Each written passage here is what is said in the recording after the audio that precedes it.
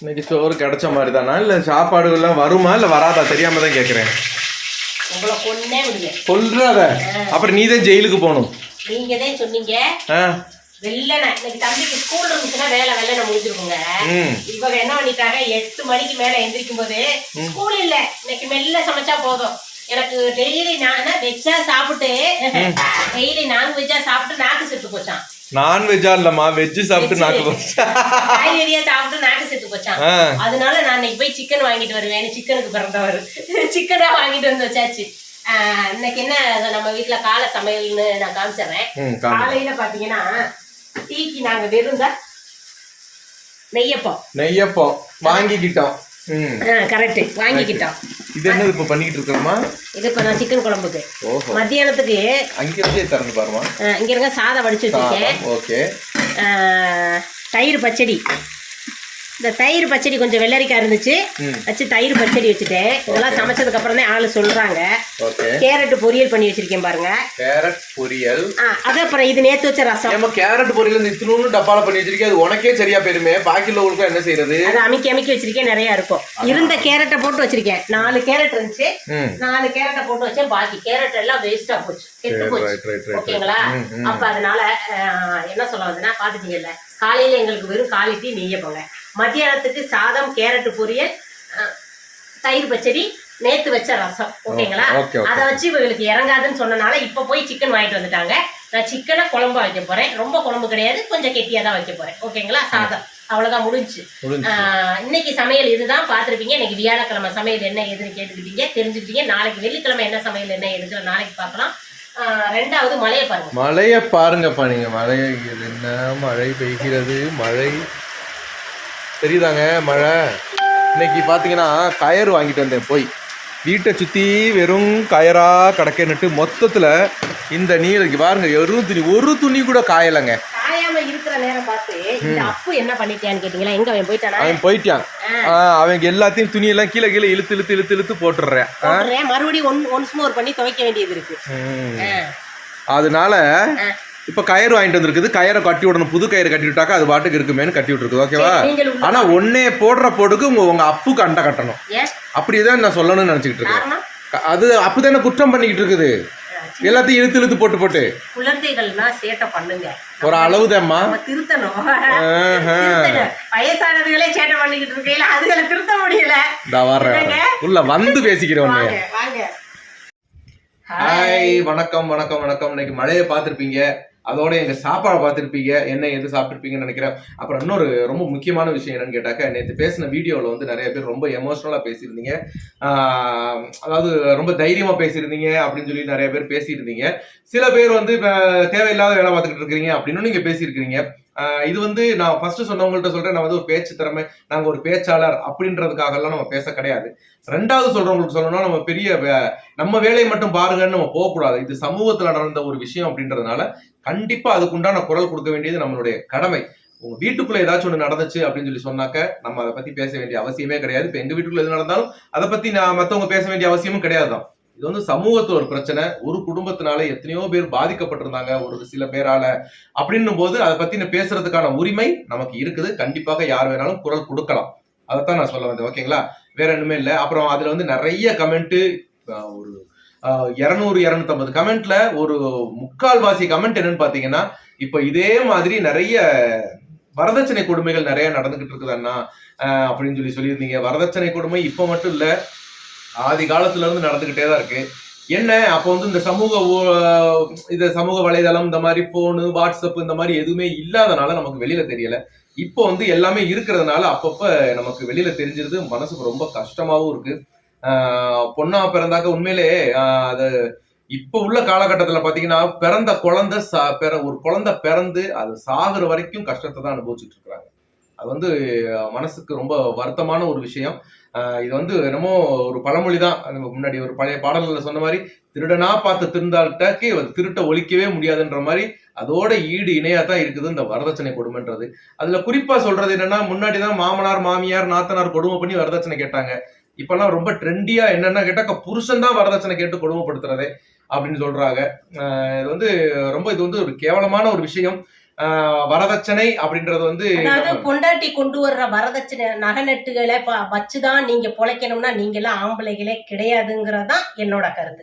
தான் பொண்டாட்டி என்னெல்லாம் கொண்டு வர்றாங்களோ அதை பறிச்சு வைக்கணும், அதை வச்சு யூஸ் பண்ணி நம்ம செஞ்சுக்கணும் அப்படிங்கிற தாட்டு கொடுமைப்படுத்தின ஆண்மார்களுக்கு வரக்கூடாது. ஏன்னா அப்ப நீங்க ஆம்பளை இல்லையா, நீங்க உங்களுக்கு ஒண்ணுமே முடியாதா, உங்களால உழைச்சு உங்க குடும்பத்தை காப்பாற்ற முடியாதா? அது அப்படி இருக்கிறவங்க தான் பொண்டாட்டி கிட்ட இருந்து எதையுமே எதிர்பார்ப்பாங்க வரதட்சணையை.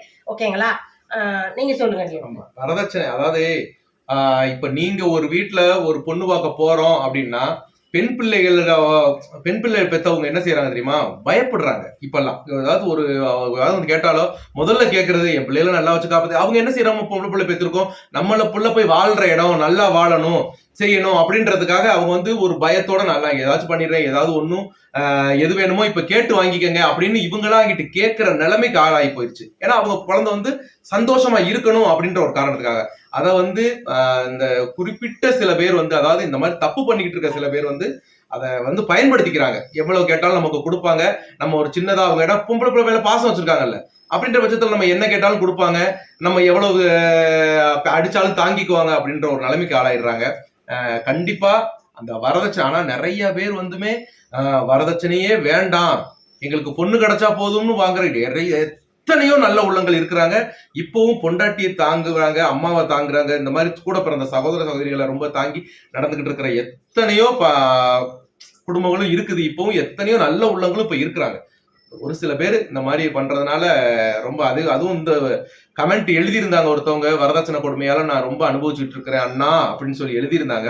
அதுக்கு கீழே இன்னொருத்தவங்க ரொம்ப மனசை கஷ்டப்படுத்துற மாதிரி ஒரு கமெண்ட் போட்டிருந்தாங்க, உங்களுக்காச்சும் வரதட்சணை, எனக்கு பாத்தீங்கன்னா சந்தேகத்தால நான் சாகுறேன், என் பிள்ளைங்களுக்காக உயிர் வாழ்ந்துகிட்டு இருக்கிறேன் அப்படின்ற மாதிரி சொல்லியிருந்தாங்க. அதுக்காகத்தான் நான் அந்த வார்த்தையை சொல்லியிருந்தேன். ஒரு பொண்ணு இப்பெல்லாம் பச்சை பிள்ளை பிறந்த பிள்ளையில இருந்து சாக போற கிளை வரைக்கும், அதாவது பிறந்ததுல இருந்து சாகுற வரைக்கும் பொண்ணுங்க கஷ்டத்தை அனுபவிச்சுக்கிட்டே தான் இருக்கிறாங்க. தயவு செய்து அது இப்போலாம் நிறைய விஷயங்கள் இந்த மாதிரி அது இது நடக்கிறதே நம்ம பொண்ணுங்களுக்கு பண்ற பாவங்கள் தான். உண்மையிலே நான் இல்லைன்னு சொல்லல. அதை அழிவை தேடி போகக்கூடாதுன்னா கண்டிப்பா நம்ம சித்திரவதைப்படுத்துறதையும் பொண்ணுங்களுக்கு பண்ற பாவத்தையும் நிறுத்துங்க. கண்டிப்பா யாராக இப்ப இவர் என் வீட்டுக்காரு என்னை வரதட்சணை கொடுமைப்படுத்தினார்னா இவர் யோசிக்கணும், நம்ம பிள்ளைய இன்னொரு இடத்துல கல்யாணம் பண்ணி கொடுத்து அந்த மருமையை நம்ம எடுக்க போற மருமையை நம்ம பிள்ளைய இதே மாதிரி செஞ்சா நமக்கு எவ்வளவு வலி இருக்குங்கிறது இந்த புருஷனா இருந்து கொடுமைப்படுத்துறவர் யோசிக்கணும். ஒண்ணு. இன்னொரு விஷயம், பெண்கள் எல்லாருமே இவர் நம்மளை கொடுமைப்படுத்தும் போது நம்ம இவரை எதிர்த்து நிக்கணுங்க. அதை விட்டுட்டு கோலத்தனமா தற்கொலை எடுக்கவே கூடாது. 100 பவன் போட்டு கொடுத்து என்னை கட்டி கொடுத்துருக்காரு, இன்னொரு 100 பவன் வாங்கிட்டு வான்னு இவர் நம்மளை அடிக்கும் போது நீ யார் என்னை அடிக்க, நீ அடிச்சா நான் சாகணுமா, நீ கொடுத்த உயிர் கிடையாது, இது கடவுள் கொடுத்த உயிர், கடவுளா பறிக்கிற வரைக்கும் நம்ம தைரியம் அணிக்கணும். உன்னோட சேர்ந்து வாழ்ந்தா தான் வாழ்க்கையா, போடா என் பிள்ளைகளை கூட்டிக்கிட்டு எங்க ஆத்தா பண்ணிட்ட போறேன், 100 ரூபாய் உண்டாக்கி கொடுக்குற அந்த காசை வச்சு நான் என் பிள்ளைகளை வச்சு பொழைச்சுக்குருவேங்கிற ஒரு மனப்பக்குவத்துக்கு நீங்க வாங்க. புரியுதா? எதுக்கு எடுத்தாலும் கோலத்தனமா பெண்கள் சாவணும் அப்படிங்கிற இதை விட்டாதீங்க. இவங்க உழைச்சு நமக்கு ஒருச்சா வயிறுக்கு சாப்பாட்டுக்கிட்ட அடி உத வாங்கி இந்த ஒருச்சா வயிற்றையும் நம்ம பிள்ளைகளை காப்பாற்ற முடியுங்கிற ஒரு மூடாள்தனமான ஒரு நம்பிக்கைக்கு வந்துடாதீங்க. நம்ம உழைச்சு 4 பேரை பார்க்க வைக்க முடியும், நம்ம உழைச்சு நம்மளையும் நம்ம அப்பா அம்மாவையும் நம்ம பிள்ளைகளையும் பார்த்துக்க முடியுங்கிற ஒரு தைரியத்துக்கு நீங்க வாங்க. எதுக்கு எடுத்தாலும் சாவுங்கிற ஒரு கோலையை தேடி போகாதீங்க. நம்மளை படிக்க வச்சு ஆளாக்கி வச்சவங்க நிலைமையை யோசிச்சு பாருங்க. நம்ம ஒரு இடத்துல நல்லா இருப்போம்னு சொல்லி கல்யாணம் பண்ணி கொடுக்குறாங்க, நம்ம அவங்க துன்புறுத்தல் அவங்க படுத்துற கஷ்டத்தை நினைச்சு நம்ம தற்கொலை பண்ணிக்கிட்டேன்னா ஐயோ நம்ம பிள்ளை இவ்வளவு கொடுத்து கட்டி கொடுத்து நம்ம இப்படி இழந்துட்டு உட்காந்துருக்கோமே, அவங்களோட மனப்பக்கமும் உங்களுக்கு குழந்தை இருந்தா உங்க பிள்ளைங்களோட ஒரு சூழ்நிலையும் யோசிச்சு பார்த்தீங்கன்னா இந்த ஒரு டக்குன்னு எடுக்கிற முடிவை கொஞ்சம் அசால்ட்டுத்தனமா விட்டுருங்க. அதை யோசிக்கவே யோசிக்காதீங்க. நம்ம பாக்குறதாங்க நம்ம வாழ்க்கை, நம்மளால முடியுங்க. இவர் என்னங்க புருஷன் இப்ப இடையில புருஷன் என்னங்க இடையில வந்தவர் இடையிலே போகட்டும் நினைச்சுக்கோங்க. அதுக்காக அவங்க அடிக்கிறாங்க துன்புறுத்துறாங்கன்னு சொல்லி தற்கொலைக்கு மட்டும் முயற்சி பண்ணாதீங்க. இது என்னோட தாழ்மையான வேண்டுகோள். உன்னுடைய மட்டும் இல்ல எல்லாருடைய தாழ்மையான வேண்டுகோள் முடியாது. தயவு செஞ்சு பொண்ணுங்களா இருக்கட்டும், சின்ன குழந்தை யாரா இருந்தாலும் இந்த தற்கொலைன்றது யாருக்குமே அது ஒரு நிரந்தரமான ஒரு தீர்வே கிடையாது. எனவே நம்ம தற்கொலை பண்ணிட்டு போயிட்டாக்க பாக்கி எல்லா பிரச்சனையும் முடிஞ்சிடும் அப்படின்னு நினைக்காதீங்க. நம்மள சுற்றுச்சூழல் இருக்கவங்க எல்லாம் எப்படி அதுக்கப்புறம் என்ன பிரச்சனைகள் வரப்போகுதுன்றதை மட்டும் மனசுல வச்சுக்கோங்க. ஏன்னா நிறைய நம்மளை பெத்தவங்க எவ்வளவு வருத்தப்படுவாங்க. ஒரு குழந்தை இருந்துச்சுன்னா அதை விட்டுட்டு நம்ம போயிடுவோம். சில பேர் குழந்தையும் சேர்த்து கொன்னுட்டு தற்கொலை பண்ணிக்கிறவங்களா இருக்கிறாங்க. அந்த மாதிரி முடிவெல்லாம் எடுக்காதீங்க. சாந்தா சொல்லும் போல வாழ்க்கைன்றது ஒரு வாழ்க்கை தான். அதை நம்ம வாழ்வோம், நம்ம வாழ்க்கையை நம்ம வாழ்வோம். ஏன் அடுத்தவங்களை சார்ந்து இருக்கணும் அப்படின்னு நினைங்க. அதாவது கொடுமைப்படுத்துறவங்களை சொல்றேன். கொடுமை அனுபவிச்சுக்கிட்டு நீங்க இருந்து அதை சாதிக்கணும்ன்ற அவசியமே கிடையாது. ரைட் போ, என்னால 100 பவுன் 200 பவுன் எங்க அப்பா அம்மா கேட்டு உன்னோட தகுதிக்கு ஒரு 100 பவுன் நாங்க போட்டுட்டோம், இன்னும் 100 பவுன் வாங்கிட்டோம்னு சொன்னா நீ சம்பாரிச்சு வாங்கிக்கோ, என்ன ஆள விடு, போட்டு 200 ரூபாய் 100 பவுன் கொடுன்னு நீங்க பாட்டுக்கு நீங்க உங்க வேலையை பாத்துக்கிட்டு இருக்கலாம். அதுக்காக தற்கொலை பண்ணி உங்களை கோழையா காமிச்சுக்காதீங்க. நீங்க கோலத்தனமா ஆக்கிறாதீங்க. உங்க கோலத்தனத்தினால உங்க ஃபேமிலியை சேர்ந்தவங்களோ உங்க பெற்ற பிள்ளைகளோ உங்களை நினைச்சு ரொம்ப வருந்துவாங்க. அதனால நமக்காக, நம்ம பிள்ளைகளுக்காக, நம்ம பேரண்ட்ஸுக்காக, நம்ம தைரியத்துக்காக, நம்ம தன்னம்பிக்கையாக தனியா இருந்து வாழலாம். ஓகேங்களா? ஒண்ணு தப்பு கிடையாது. எல்லா பொண்ணுங்களையுமே நீங்க புருஷன் விட்டு தனியா வாங்க நான் சொல்ல கிடையாது. கொடுமை அனுபவிச்சுக்கிட்டு நீங்க இருக்க வேண்டிய அவசியம் இல்லன்ற ஒரு ஒண்ணுதான். இல்லன்னா இருக்க கவர்மெண்ட் வந்து இப்ப எக்கச்சக்கானது போட்டுருக்காங்க. செருப்பு வாங்குறாங்க, அந்த செருப்பு போட்டு நடக்கும்போது 2 நாள் கடிக்குது, 3ஆம் நாள் கடிக்குதுன்னா அந்த செருப்பை நம்ம சரி பண்ண பார்ப்போம். சரி பண்ணியும் கடிக்குதுன்னு சொன்னா அந்த செருப்பை தூர கழட்டி போட்டுட்டு வந்துட்டு தான் இருப்போம். புரியுதுங்களா? அந்த மாதிரி நமக்கு எது சரிப்பட்டு வருதோ வரலையோ நம்ம பாத்துக்கங்க. நம்ம லைஃபை நம்ம தான் தீர்மானம் பண்ணணும். சாவுங்கிற ஒரு இடத்துக்காக முடிவு பண்ணக்கூடாது. காலுக்கு செருப்பு இல்லைங்கிறதுக்காக காலை வெட்டி எறி போறது கிடையாது. செருப்பை தான் மாத்துவோம். அந்த மாதிரி செருப்பே இல்லாம நடந்து போயிடலாம். ஓகேங்களா? அதனால பார்த்து பத்திரமா உங்க வாழ்க்கையை நீங்களே சிறப்பா கொண்டு போங்க. தப்பா பேசியிருந்தா மன்னிச்சிருங்க. ஆமா, தப்பா எதுவும் பேசல, நியாயமா தான் பேசியிருக்கோம். இல்ல இன்னொன்னு வந்து கவர்மெண்ட் வந்து ஒரு வரதட்சணை கொடுமையா இருக்கட்டும், குழந்தைகள் வன்மை பெண்களுடைய வன்கொடுமையா இருக்கட்டும், எல்லாத்துக்குமே பாலியல் சீண்டர்கள், இது எல்லாத்துக்குமே வந்து பயங்கரமான இதெல்லாம் நடவடிக்கை எல்லாம் எடுத்துக்கிட்டு தான் இருக்காங்க. சிலர் வெளியில சொல்ல பயப்பட்டு இருக்காங்க. சிலர் வந்து வெளியில சொன்னாக்க சரி தேவையில்லாத பிரச்சனைகள் வந்துருமோ, நம்மளை சுத்தி இருக்கவங்களுக்கு ஆபத்து வந்துருமோன்ற ஒரு பயத்துல கூட இருக்கலாம் செய்யலாம். அதனால பெண்கள் தைரியமா இருங்க, கோழைத்தனமாக தற்கொலை முடிவுக்கு எடுக்காதீங்க. ஏதாவது பிரச்சனைனா வெளியில சொல்லுங்க. குழந்தைகள் பிரச்சனைனா அம்மா அப்பாட்ட சொல்லுங்க. ஒரு கல்யாணம் பண்ணிட்டு போன வீட்டுல பிரச்சனை இதுனாக்க உங்க மாமனார் மாமியார்ட்ட சொல்லுங்க. அவங்களும் பிரச்சனைனா நீங்க உங்க அப்பா அம்மாட்ட சொல்லுங்க. ஏதாவது அடுத்தவங்கள்ட்ட சொல்லி அதுக்கு உண்டான தீர்வு எடுங்க. நீங்களா ஒரு ஒரு முடிவு எடுத்து தற்கொலைன்ற முடிவு எடுத்துக்கிட்டு தேவையில்லாம உங்களை வாழ்க்கையை எடுத்துக்காதீங்க. அவ்வளவுதான் சொல்றேன். ஓகேங்களா? ஓகேங்க, பாருங்க, பத்திரமா இருங்க. பாய். எதுவும் சொல்ல வேண்டியிருக்கா? இல்ல.